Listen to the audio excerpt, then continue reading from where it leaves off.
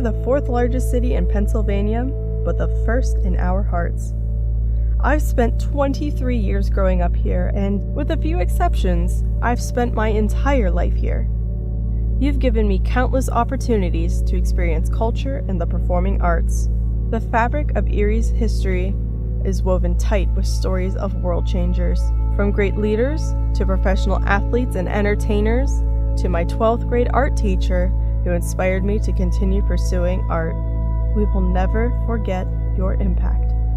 If I've learned one thing from living in Erie, it's that we are obsessed with this lake.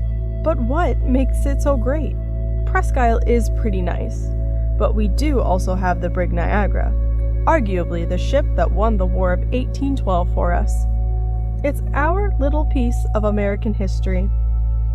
Of course, you can't mention the Niagara without following up with, "Don't give up the ship," the words on the battle flag carried by Oliver Hazard Perry.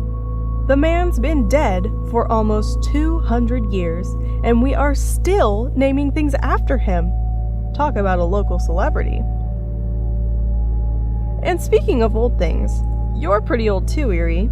322 years to be exact. But you don't look a day over 100. For your 200th birthday, we gave you this tower. Not my first choice of gift, but I suppose it works.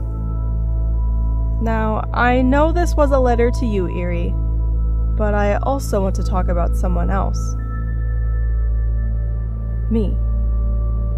You see, like I said, I've spent 23 years here.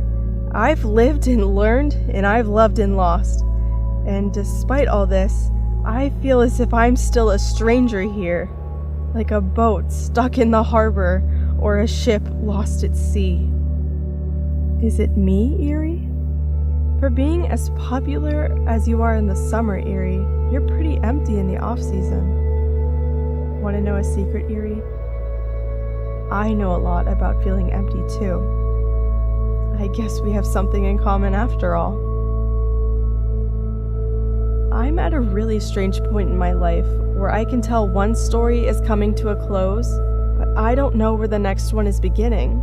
Do I say goodbye and be gone and be great and be done and be free? Or do I not give up the ship and cast my anchor here? These are tough decisions.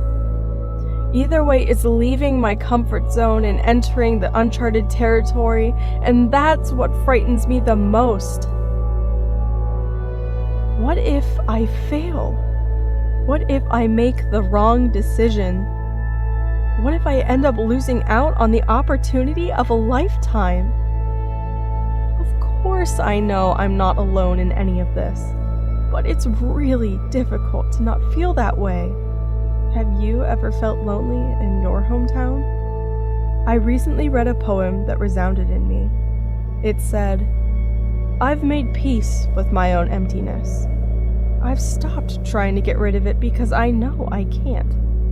The void is forever changing, forever insatiable, forever abysmal. As one hole grows shallower, another grows deeper.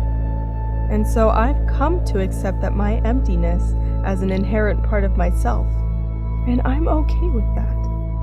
Erie, you have a strange fascination with hot dogs and pepperoni balls and sponge candy, and I think that's ridiculous.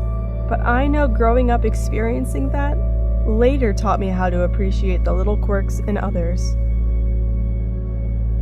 You have always been my hometown, Erie, but you will never be my home. I'm simply a tourist in my own backyard. And that is why I need to leave this empty, lonely town. Love, Liz."